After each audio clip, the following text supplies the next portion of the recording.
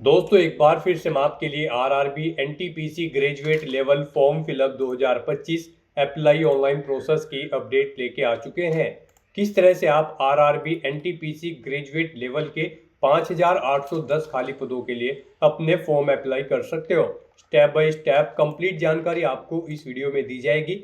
Last date की update है, अंतिम मौका है, आप जल्द से जल्द अपना फॉर्म अप्लाई कर ले, कहीं मौका हाथ से छूट न जाए। फॉर्म अप्लाई करते समय आखिरी समय में अगर आपके सामने कोई भी टेक्निकल डिफिकल्टी आ रही है तो उसका हल आपको इस वीडियो में मिल जाएगा। फॉर्म अप्लाई करते समय आपको कोई भी ऐसी गलती या फिर मिस्टेक नहीं करनी होगी जिसको करने से आपका फॉर्म रिजेक्ट हो सकता है। आवेदन करते समय आपको कुछ महत्वपूर्ण बातों को भी इंग्लिश या फिर हिंदी में ध्यान रखना होगा, तभी आपका फॉर्म भी सक्सेसफुली सबमिट हो पाएगा। अप्लाई करते समय आप अपना आधार वेरिफिकेशन किस प्रकार से करोगे, पैन वेरिफिकेशन आपको कैसे करना होगा, कैसे अपना डिजी लॉकर अकाउंट क्रिएट करोगे, किस तरह से आप आरआरबी का अकाउंट क्रिएट करोगे, किस तरह से आपको अपनी पर्सनल डिटेल भरनी होगी, क्वालिफिकेशन की डिटेल देनी होगी, कैसे आप अपनी पोस्ट या जोन प्रेफरेंस दोगे, किस तरह से आपको अपना लाइव फोटो कैप्चर करना होगा, डॉक्यूमेंट सिग्नेचर कैसे और कितने केबी में आपको अपलोड करने होंगे, फीस पेमेंट करते हुए रजिस्ट्रेशन से लेकर प्रिंट तक आपको किस प्रकार से अपना फॉर्म भरना होगा। पूरी जानकारी के लिए आपको ये वीडियो शुरू से लेकर एंड तक बिना स्किप किए हुए देखनी होगी। इस वीडियो को पूरा देखने पर ही आपके सभी सवाल और डाउट क्लियर होंगे। तो चलिए दोस्तों, बिना कोई वक्त गंवाए शुरू करते हैं RRB NTPC graduate level form fill up की पूरी जानकारी। फॉर्म भरने से पहले आपको सबसे पहले हमारी वेबसाइट आईएनडी सरकारी नौकरी के इस पेज पर विजिट करना होगा, जिसका लिंक आपको नीचे description plus first comment box में मिल जाएगा। और हमारे इस पेज पर विजिट करके आप यहां से आरआरबी एनटीपीसी ग्रेजुएट लेवल का फॉर्म अप्लाई कर सकते हो। Indian railway railway recruitment board RRB भारतीय रेलवे की ओर से एनटीपीसी ग्रेजुएट लेवल का नोटिफिकेशन रिलीज किया था। 5810 वैकेंसीज है। इसमें चीफ कमर्शियल कम टिकट सुपरवाइजर के लिए 161 पद है, स्टेशन मास्टर के लिए 615, गुड्स ट्रेन मैनेजर के लिए 3416, जूनियर अकाउंट्स असिस्टेंट कम टाइपिस्ट के लिए 921, सीनियर कलर कम टाइपिस्ट के लिए 638, ट्रैफिक असिस्टेंट के लिए 59 वैकेंसीज निकली हुई है, जिसके लिए आवेदन करने की लास्ट डेट की अपडेट है 20 नवंबर तक ही आप अपना फॉर्म अप्लाई कर पाओगे। 29,200 35,400 सैलरी है अलग अलग पोस्ट के लिए। ग्रेजुएट डिग्री से आप अप्लाई कर सकते हो। 18 से 33 वर्ष आयु सीमा है। 500 रुपये फीस, इसमें 400 रिफंड कर दी जाएगी जनरल ओबीसी कैंडिडेट के लिए। एसएसटी पीडब्ल्यूडी वुमेन कैंडिडेट के लिए 250 है, जो कि सभी की सभी फीस रिफंड कर दी जाएगी। ऑनलाइन मोड से आप फीस पेमेंट करोगे। CBT first, CBT second, skill test, document verification और मेडिकल एग्जाम के आधार पे सिलेक्शन होगा। ऑनलाइन आप ऑल इंडिया से अप्लाई कर सकते हो। indianrailways.gov.in पोर्टल से इंपोर्टेंट लिंक सेक्शन के अंतर्गत इंग्लिश नोटिफिकेशन पीडीएफ या फिर हिंदी नोटिफिकेशन पीडीएफ लिंक पर क्लिक करते हुए आप इसकी इंग्लिश की या फिर हिंदी की पीडीएफ डाउनलोड कर सकते हो, जिसके अंतर्गत आपको कंप्लीट डिटेल देखने को मिल जाएगी। जैसे कि आपकी एलिजिबिलिटी की डिटेल क्या रहेगी, क्या वैकेंसीज की इंफॉर्मेशन है, क्या आवेदन करने की डेट है, सैलरी की detail, age limit, age relaxation की इंफॉर्मेशन आपको यहाँ पर दी गई है। फॉर्म अप्लाई के लिए यहाँ पर आपको गाइडलाइंस दे दी गई है किस प्रकार से आपको लाइव फोटो कैप्चर करना होगा। सीबीटी फर्स्ट सेकंड के लिए आपको पैटर्न यहाँ पर दिया गया है, सिलेबस डिटेल में प्रोवाइड करा दिया गया है। यहाँ पर आपको पूरी गाइडलाइंस दे दी गई है। साथ ही साथ यहाँ पर आपको इसमें आरआरबी वाइज और पोस्ट वाइज यहाँ पर आप क्वालिफिकेशन चेकआउट कर सकते हो और आरआरबी वाइज वैकेंसी यहाँ से चेकआउट कर सकते हो। तो फॉर्म अप्लाई करने से पहले आपको ये नोटिफिकेशन की पीडीएफ पूरा पढ़ना अनिवार्य है। इसको पूरा पढ़ने से ही आपके सभी सवाल और डाउट क्लियर होंगे। पीडीएफ इंग्लिश या फिर हिंदी में रीड आउट करने के बाद में आपको अप्लाई ऑनलाइन के इस लिंक पर क्लिक करना होगा, तो आपके सामने ऑनलाइन आवेदन करने का ये ऑफिशियल पोर्टल ओपन हो जाएगा। गाइस, यहाँ पर अगर आपने पहले से रजिस्ट्रेशन कर रखा है तो आपको यहाँ पर लॉगिन की स्टेप पर क्लिक करना है। उसके बाद आपके सामने लॉगिन का इंटरफेस ओपन हो जाएगा। यहाँ पर आपको दो ऑप्शन दिए गए हैं लॉगिन करने के लिए। आप आधार के थ्रू लॉगिन कर सकते हो या फिर अपने आरआरबी अकाउंट के थ्रू यहाँ पर लॉगिन कर सकते हो। अगर आप यहाँ पर login with Aadhaar option select करते हैं तो फिर यहाँ पर आपको अपना फ़ोन नंबर एंटर करना है, फिर जनरेट आधार ओटीपी के ऑप्शन पर क्लिक करना है। उसके बाद आपके रजिस्टर्ड मोबाइल नंबर पर एक ओटीपी आएगा जिससे आपका आधार यहाँ पर लिंक है। वो ओटीपी आपको यहाँ पर एंटर करना है। I am not a robot के इस ऑप्शन पर क्लिक करना है और लॉगिन की स्टेप पर क्लिक करते हुए आपको अपने डैशबोर्ड में लॉगिन करके अपना फॉर्म अप्लाई कर लेना है। और गाइज, अगर यहाँ पर आप सेकंड ऑप्शन यूज़ करते हैं log in with RRB account, तो आपके सामने कुछ इस तरह से इंटरफेस ओपन होगा। यहाँ पर अब आपको अपना मोबाइल नंबर या फिर ईमेल एड्रेस एंटर करना है, अपना पासवर्ड आपको एंटर करना है, I am not a robot के चेकबॉक्स को ओके करना है और लॉगिन की स्टेप पर क्लिक करते हुए आपको अपनी डिटेल्स प्रोवाइड करते हुए यहाँ पर लॉगिन कर लेना है। और गाइज, अगर आप इस भर्ती के लिए फर्स्ट टाइम अप्लाई करने जा रहे हो, यानी कि अब तक आपने आरआरबी के इस पोर्टल के थ्रू किसी भी भर्ती के लिए अप्लाई नहीं किया है, तो सबसे पहले यहाँ पर आपको अपना रजिस्ट्रेशन करना होगा। उसके लिए आपको यहाँ पर क्रिएट एन अकाउंट की ये टैब दी गई है, आप इस पर क्लिक करें। आपके सामने यहाँ पर फिर कुछ इस तरह से इंटरफेस होगा। यहाँ पर आपको कहा गया है कि अगर आपने 2024 या 25 में आरआरबी के इस पोर्टल के थ्रू किसी भी भर्ती के लिए अप्लाई किया हुआ है तो आपने रजिस्ट्रेशन कर रखा होगा ऑलरेडी। तो अब यहाँ पर आपको रजिस्ट्रेशन करने की ज़रूरत नहीं है, आप लॉगिन करके अपना फॉर्म अप्लाई कर सकते हो। और अगर आपने अप्लाई नहीं किया है तो यहाँ पर आपको अपना रजिस्ट्रेशन करना होगा। उसके लिए अब आपको ओके करना है और यहाँ पर अपनी बेसिक डिटेल्स प्रोवाइड करते हुए आपको अपना रजिस्ट्रेशन कर लेना है। सबसे पहले यहाँ पर आपको अपनी नेशनलिटी सेलेक्ट करनी है। उसके बाद यहाँ पर आपको अपनी पर्सनल इन्फॉर्मेशन देनी है। यहाँ पर आपको सबसे पहले अपना फुल नेम एंटर करना है, उसे रिटाइप करके कंफर्म कर लेना है। उसके बाद आपसे पूछा गया कि क्या आपने कभी अपना नाम चेंज किया है, अगर किया है तो आप येस ऑप्शन सेलेक्ट करेंगे। और फिर यहाँ पर आप जब आपके डॉक्यूमेंट वेरीफाई होंगे उस समय आपको गैजेटेड नोटिफिकेशन या फिर रिलीवेंट लीगल डॉक्यूमेंट शो करना होगा अब आपके नाम चेंज का। और अगर आपने कभी नाम चेंज नहीं किया है तो सिंपली यहाँ पर आपको नो ऑप्शन सेलेक्ट करना है। उसके बाद यहाँ पर आपको अपनी डेट ऑफ बर्थ सेलेक्ट करनी है, आपको इस कैलेंडर में से अपनी डेट ऑफ बर्थ सेलेक्ट कर लेनी है।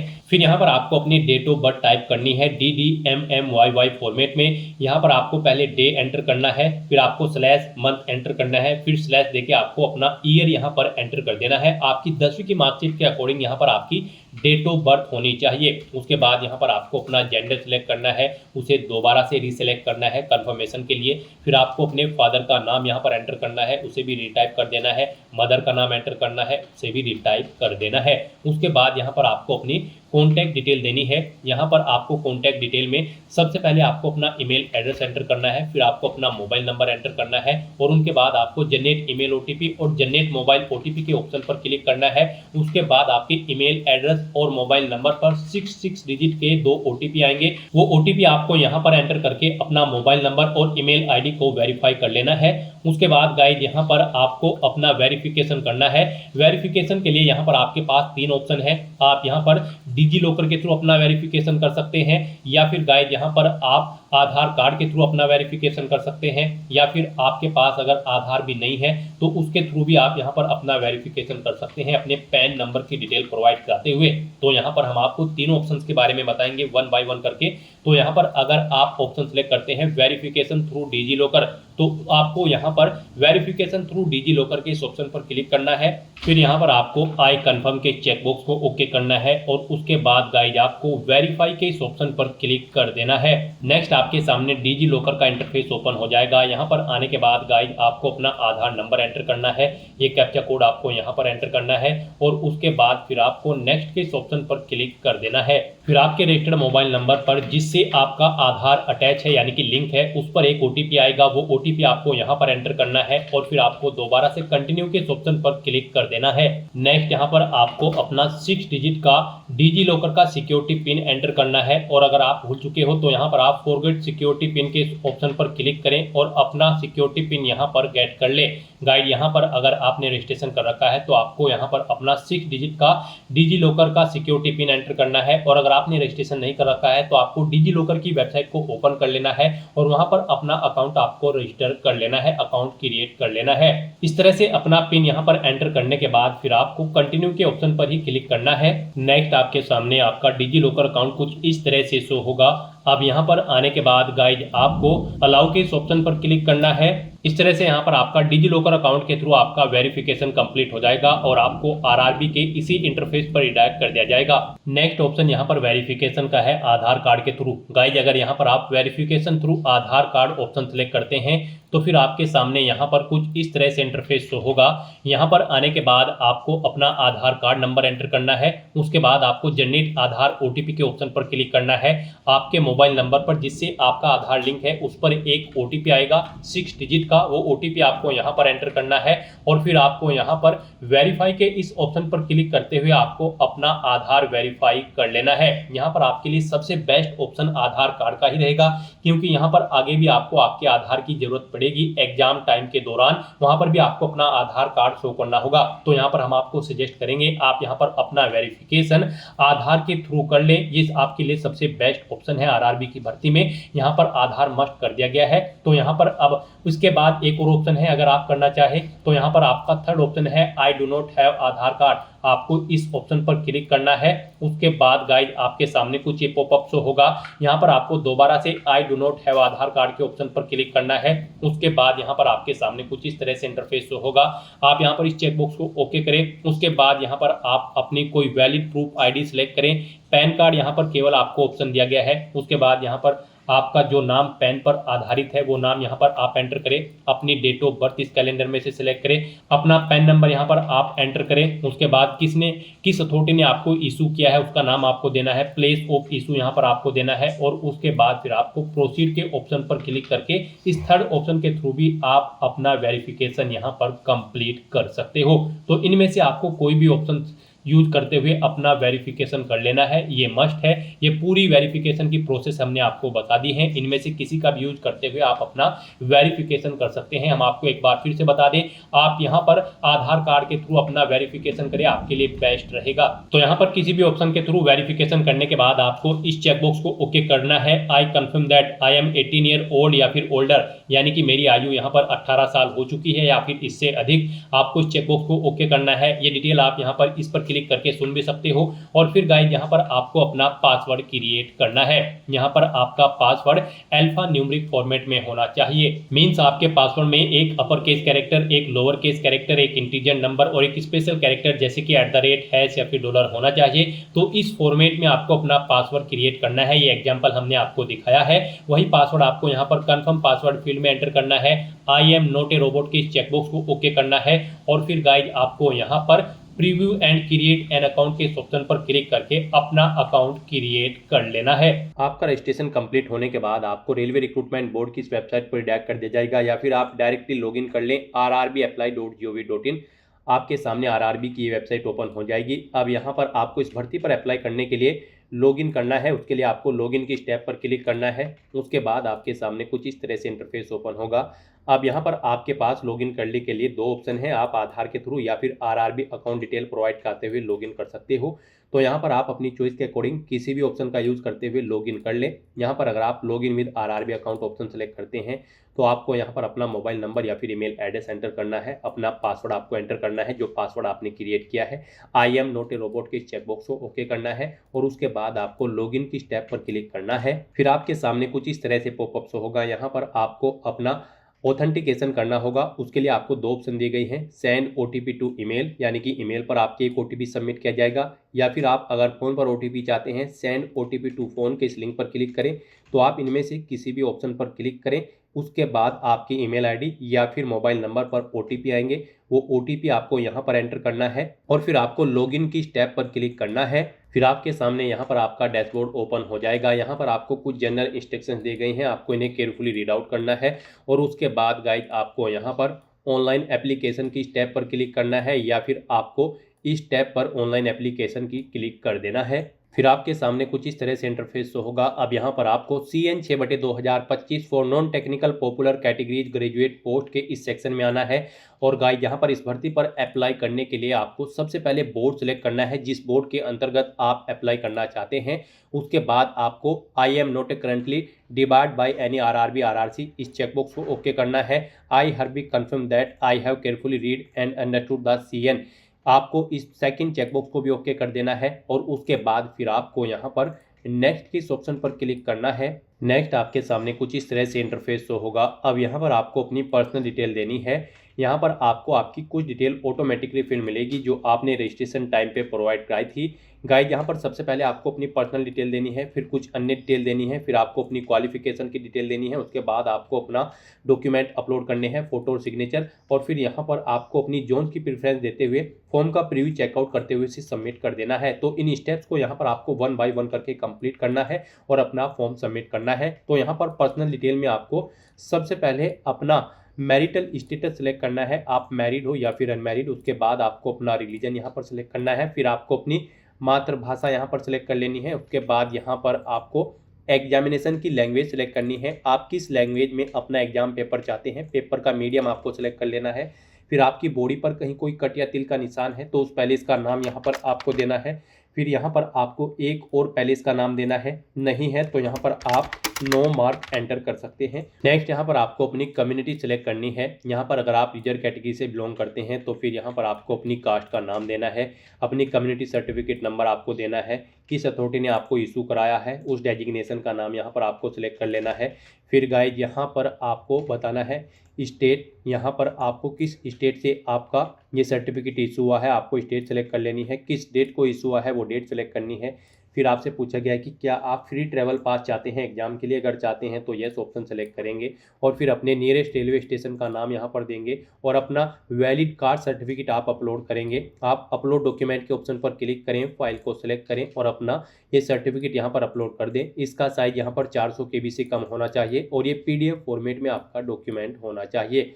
फिर आपको इस पेज को नीचे स्क्रॉल डाउन करना है और गाइज अगर आप अनरिजर्व कैटेगरी कैंडिडेट है तो फिर आपको ये डिटेल्स प्रोवाइड नहीं करानी होगी। फिर यहाँ पर आपको अपने एड्रेस की डिटेल देनी है, यहाँ पर आप अपना प्रेजेंट एड्रेस एंटर करें। उसके बाद गाइज यहाँ पर आप अपना परमानेंट एड्रेस एंटर करें और अगर आपका परमानेंट एड्रेस आपके प्रेजेंट एड्रेस के अकॉर्डिंग सेम है तो आप इस चेकबॉक्स को ओके कर दें, ऑटोमेटिकली आपका परमानेंट एड्रेस आपके प्रेजेंट एड्रेस के अकॉर्डिंग यहाँ पर फिल हो जाएगा। इस तरह से अपने डिटेल प्रोवाइड कराने के बाद फिर आपको सेव के ऑप्शन पर क्लिक करके अपनी डिटेल सेव कर देनी है और उसके बाद गाइज आपको नेक्स्ट के इस ऑप्शन पर क्लिक करना है। फिर यहाँ पर आपको कुछ अन्य डिटेल्स प्रोवाइड करनी है। यहाँ पर आपसे पूछा गया है कि क्या आप एक सर्विसमैन हैं, अगर हैं तो आप येस ऑप्शन सेलेक्ट करेंगे और फिर आप बताएंगे आपने आर्मी, नेवी या एयरफोर्स किस में सेवा की है, अपनी रैंक देंगे, डेट ऑफ एंट्री देंगे यानी कि सर्विस की डेट देंगे जब आपने सर्विस स्टार्ट की थी। फिर यहाँ पर आपसे पूछा गया है कि क्या आप फिलहाल भी डिफेंस सर्विस में कार्यरत हैं, अगर हैं तो यस करें, नहीं तो नो ऑप्शन सेलेक्ट करें। नो ऑप्शन अगर आप सिलेक्ट करते हैं तो कब आपने जॉब छोड़ी है वो डेट यहाँ पर आपको सिलेक्ट कर लेनी है। फिर आपको जॉब छोड़ने का कारण यहाँ पर देना है, आप कब डिस्चार्ज हुए हैं अपनी जॉब से उसका सर्टिफिकेट नंबर यहाँ पर आपको देना है। लेंथ ऑफ सर्विस आपकी यहाँ पर इन डेट के अकॉर्डिंग कैलकुलेट करके आपको शो कर दी जाएगी। और गाइज अगर आप ये एक सर्विसमैन नहीं हैं तो आप सिंपली यहाँ पर नो ऑप्शन सेलेक्ट करेंगे, फिर आपको आगे की डिटेल नहीं देनी होगी। उसके बाद आपसे पूछा गया कि क्या आप person with benchmark disability candidate हैं, अगर हैं तो आप यस करेंगे। डिसेबिलिटी कैटेगरी आप अपनी सिलेक्ट करेंगे, सब डिसेबिलिटी कैटेगरी यहाँ पर आप सिलेक्ट करेंगे। उसके बाद अपनी डिसेबिलिटी की परसेंटेज यहाँ पर आप बताएंगे, अपना PWBD सर्टिफिकेट नंबर आप यहाँ पर एंटर करेंगे, कब वो इशू हुआ है वो डेट आप सिलेक्ट करेंगे। उसके बाद यहाँ पर आपको अपना UDID नंबर एंटर करना है। फिर आपसे पूछा गया है कि क्या आपको यहाँ पर कंप्यूटर बेस्ड टेस्ट के लिए स्क्राइब की जरूरत पड़ेगी, अगर पड़ेगी तो आप यस करेंगे और फिर यहाँ पर I understand and I agree के इस ऑप्शन पर क्लिक करेंगे। नहीं जरूरत पड़ेगी तो आप नो ऑप्शन सेलेक्ट करेंगे। इस तरह से यहाँ पर आपको अपनी PWBD की डिटेल देनी है और अगर आप PWBD कैंडिडेट नहीं है तो यहाँ पर आपको सिंपली नो ऑप्शन सेलेक्ट कर लेना है, फिर आपको आगे की डिटेल नहीं देनी है। उसके बाद आपसे पूछा गया कि क्या आपकी राइटिंग एबिलिटी अफेक्टेड है इन टर्म्स ऑफ पारा 11.7.2 ऑफ CN 6/2025 के, अगर है तो आप यस करेंगे।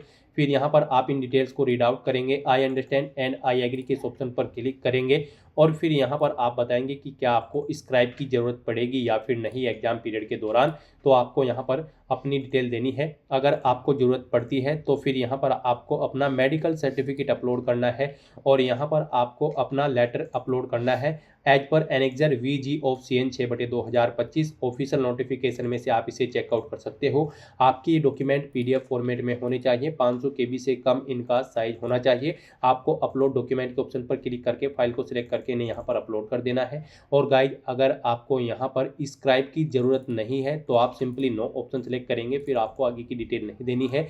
उसके बाद आपसे पूछा गया है कि क्या आप यहाँ पर इकोनॉमिकली बैकवर्ड क्लास से बिलोंग करते हैं, अगर करते हैं तो आप यस ऑप्शन सेलेक्ट करेंगे। इन डिटेल्स को रीड आउट करेंगे, I understand and I agree के इस ऑप्शन पर क्लिक करेंगे और फिर यहाँ पर आपको डॉक्यूमेंट का टाइप सेलेक्ट करना है। आप यहाँ पर अपनी ईबीसी के लिए क्या डॉक्यूमेंट शो करेंगे, ईबीसी सर्टिफिकेट या फिर बीपीएल कार्ड या फिर इज्जत एमएसटी इशूड बाय रेलवे, या उसे आपको किसने इशू कराया है उस अथॉरिटी का नाम आप सेलेक्ट करेंगे, उसका सर्टिफिकेट नंबर देंगे, कब इशू हुआ है वो डेट सेलेक्ट करेंगे। और अगर आप ईबीसी कैंडिडेट नहीं है तो आप सिंपली नो ऑप्शन सेलेक्ट करेंगे, फिर आपको आगे की डिटेल नहीं देनी होगी। उसके बाद आपसे पूछा गया है कि क्या आप यहाँ पर रेलवे में कार्यरत हैं, अगर हैं तो आप यस ऑप्शन सेलेक्ट करेंगे। और उसके बाद गाइड आपको यहाँ पर बताना होगा क्या आपके पास एनओसी है कंट्रोलिंग ऑफिसर की, आप यस या नो ऑप्शन सेलेक्ट करेंगे। अपनी कैटेगरी सेलेक्ट करेंगे जिसके अंतर्गत आप कार्यरत हैं, प्लेस ऑफ वर्किंग देंगे, जोन यहाँ पर आप सेलेक्ट करेंगे या फिर यूनिट। इस तरह से आपको अपनी डिटेल देनी होगी। और अगर आप रेलवे में कार्यरत नहीं है तो आप सिंपली नो ऑप्शन सेलेक्ट करेंगे और फिर आपको ये डिटेल प्रोवाइड नहीं करानी होगी। फिर आपसे पूछा गया कि क्या आप करंट में एम्प्लॉय हैं किसी ऑर्गेनाइजेशन में, अगर हैं तो आप यहाँ पर ऑप्शन सेलेक्ट करेंगे। आप सेंट्रल गवर्नमेंट में कार्यरत है, स्टेट में या फिर पब्लिक सेक्टर में, और यहाँ पर फिर आपको उसकी डिटेल प्रोवाइड करानी होगी। यहाँ पर आपको ऑर्गेनाइजेशन का नाम देना होगा, फिर कब से आपने जॉब स्टार्ट की थी वो डेट आपको सिलेक्ट करनी है। आप फिलहाल भी कार्यरत है या फिर नहीं बताएंगे, अगर कार्यरत नहीं है तो आपने कब जॉब छोड़ी है वो डेट आपको सिलेक्ट करनी होगी। इस तरह से आपको अपनी डिटेल देनी है। और अगर आप करंट में वर्किंग नहीं है तो आप नॉट एप्लीकेबल ऑप्शन सेलेक्ट करेंगे, फिर आपको ये डिटेल्स प्रोवाइड नहीं करानी होंगी। फिर यहाँ पर आपको अपनी बैंक डिटेल प्रोवाइड करानी है आपकी फीस रिफंड के लिए। यहाँ पर आपको अकाउंट होल्डर का नाम देना है, अपना बैंक अकाउंट नंबर यहाँ पर आपको एंटर करना है, फिर यहाँ पर आपको अपना IFSC कोड एंटर करना है, कंफर्म के ऑप्शन पर क्लिक करना है। इसके अकॉर्डिंग आपके बैंक का नेम और आपके बैंक का एड्रेस यहाँ पर ऑटोमेटिकली फैच कर लिया जाएगा। इस तरह से अपनी ये सभी डिटेल्स यहाँ पर प्रोवाइड करने के बाद गाइड फिर आपको सेव के इस टैब पर क्लिक करके अपनी डिटेल सेव कर देनी है। और उसके बाद फिर आपको नेक्स्ट के इस ऑप्शन पर क्लिक करना है। नेक्स्ट यहाँ पर आपको अपनी एजुकेशनल क्वालिफिकेशन की डिटेल प्रोवाइड करनी है। गाइड यहाँ पर RRB NTPC ग्रेजुएट लेवल की इन पोस्ट पर अप्लाई करने के लिए आपके पास ग्रेजुएट डिग्री होनी जरूरी है किसी वेल रिकॉग्नाइज्ड यूनिवर्सिटी से किसी भी डिसिप्लिन के अंतर्गत। तो यहाँ पर अब आपको अपनी क्वालिफिकेशन की डिटेल देनी है। सबसे पहले यहाँ पर आपको अपनी 10वीं क्लास की डिटेल देनी होगी। यहाँ पर अगर आपने RRB की किसी भी भर्ती के लिए पहले भी अप्लाई किया होगा तो आपको यहाँ पर आपकी 10वीं क्लास की डिटेल ऑटोमेटिकली फिर मिल जाएगी। यहाँ पर अगर आप इसमें एडिट करना चाहते हैं तो आप पेंसिल के इस ऑप्शन पर क्लिक करके एडिट कर सकते हैं। और अगर आप बिल्कुल न्यू है तो यहाँ पर फिर आपको अपनी सबसे पहले 10वीं क्लास की डिटेल देनी है, उसके बाद आपको अपनी ग्रेजुएशन की डिटेल देनी होगी।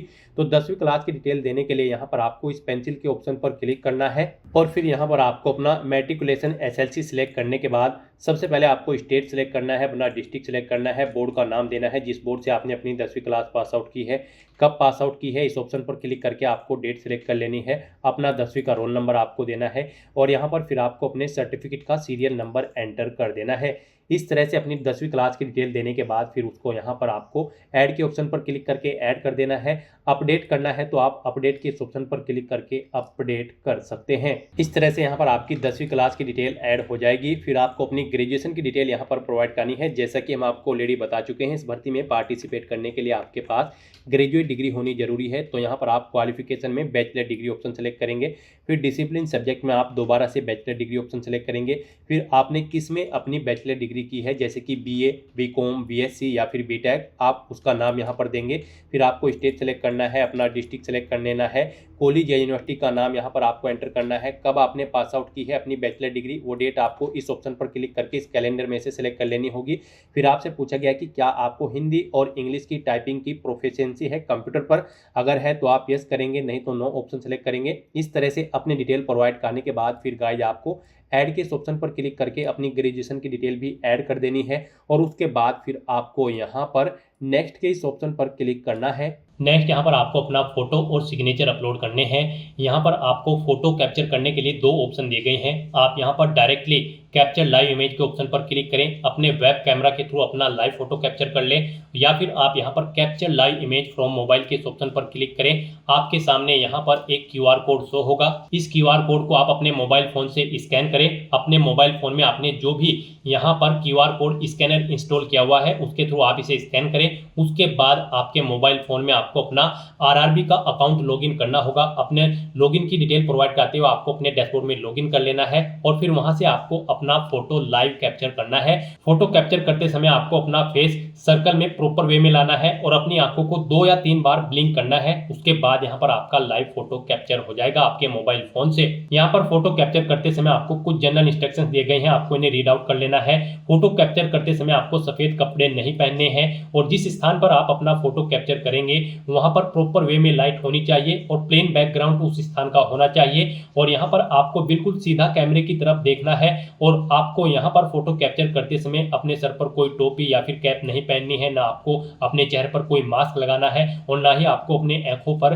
कोई चश्मा यहाँ पर पहनना है। तो यहाँ पर आपको कुछ इन इंस्ट्रक्शंस को ध्यान में रखते हुए अपना लाइव फोटो कैप्चर कर लेना है। दोस्तों, मोबाइल से लाइव फोटो कैप्चर करने के लिए सबसे पहले आपको अपने फोन में QR code scanner application open करनी होगी। उसके बाद में आपको ये बार कोड यहाँ पर स्कैन कर लेना होगा। उसके बाद में आपको इस लिंक पर क्लिक करना होगा। उसके बाद यहाँ पर आने के बाद में आपको RRB अकाउंट के अंतर्गत अपने डैशबोर्ड में लॉगिन करना होगा। लॉगिन करने के लिए आप आधार से लॉगिन कर सकते हो या फिर RRB अकाउंट के थ्रू लॉगिन कर सकते हो। जैसे कि हम आपको RRB अकाउंट के थ्रू लॉगिन करके दिखा रहे हैं। सबसे पहले आपको यहाँ पर अपना ईमेल एड्रेस एंटर करना होगा, पासवर्ड आपको एंटर करना होगा और इस चेक बॉक्स को ओके करना होगा और यहाँ पर लॉगिन की स्टेप पर क्लिक करके अपने डैशबोर्ड में लॉगिन कर लेना होगा। लॉगिन करने के लिए आपको ईमेल आईडी या फिर मोबाइल फोन पर एक OTP सेंड करना होगा। उसके लिए आपको यहाँ पर इस लिंक पर क्लिक करना होगा। OTP एंटर करने के बाद में आपको लॉगिन की स्टेप पर क्लिक करना होगा। लॉगिन करने के बाद में आपके सामने कुछ इस तरह से इंटरफेस ओपन हो जाएगा। यहाँ पर आकर आपको इस पेज को स्क्रॉल डाउन करना होगा और यहाँ पर आप देख सकते हो capture live image. Live photo capture करने के लिए आपको इस टैब पर क्लिक करना होगा और अपना लाइव फोटो कैप्चर कर लेना होगा। फोटो कैप्चर करने के लिए आपको अपना फेस इस सर्कल के अंतर्गत लाना होगा और अपनी आंखों को यहाँ पर ब्लिंक करना होगा वेरिफिकेशन के लिए और उसके बाद में कैप्चर के इस टैब पर क्लिक करके अपना लाइव फोटो कैप्चर कर लेना होगा। तो इस तरह से आपका लाइव फोटो कैप्चर हो जाएगा और उसके बाद में आपको सेव की टैब पर क्लिक करके अपना लाइव फोटो जो आपने कैप्चर किया है उसको सेव कर देना होगा। उसके बाद गाइस यहाँ पर आपको अपने सिग्नेचर अपलोड करने हैं। सिग्नेचर यहाँ पर आपके JPG या फिर JPEG फॉर्मेट में होने चाहिए। सिग्नेचर की विड्थ आपकी 140 पिक्सल होनी चाहिए, हाइट 60 पिक्सल होनी चाहिए। सिग्नेचर यहाँ पर आपको एक ब्लैंक इंक पेन से व्हाइट पेपर पर करने हैं। यहाँ पर आपको एक बॉक्स क्रिएट करना है जिसकी विड्थ 140 पिक्सल होनी चाहिए और हाइट उसकी 60 पिक्सल होनी चाहिए। उसमें आपको अपने सिग्नेचर यहाँ पर करके अपलोड करने हैं। साइज आपके सिग्नेचर की फाइल का 30 KB से 49 KB के बीच में होना चाहिए और अगर आप अपने सिग्नेचर का साइज कम या ज्यादा करना चाहते हैं तो आप गूगल पर जाएं, इमेज रिसाइज टाइप करें, मल्टीपल ऑनलाइन वेबसाइट ओपन होंगी, उनमें से कोई भी वेबसाइट ओपन करें, वहां पर आप अपने सिग्नेचर की फाइल को अपलोड करें और अपनी नीड के अकॉर्डिंग आप उसका साइज सेट करके फिर उसे वहां से डाउनलोड करके अपलोड कर दें। तो यहाँ पर आपको ब्राउज के ऑप्शन पर क्लिक करना है, फाइल को सिलेक्ट कर लेना है और अपने सिग्नेचर की फाइल को यहाँ पर अपलोड कर देना है।